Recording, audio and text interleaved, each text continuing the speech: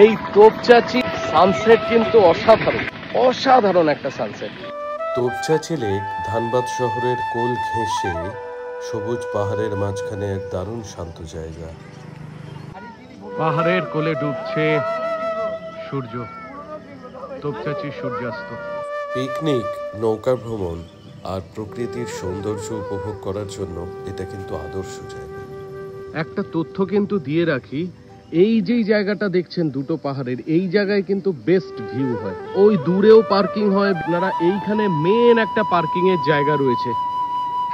অনেকটা পেরিয়ে তোপচাচি লেকের সাইড দিয়ে চলে আসবেন, এইখানে গাড়িগুলো রাখবেন। This is the sunset point.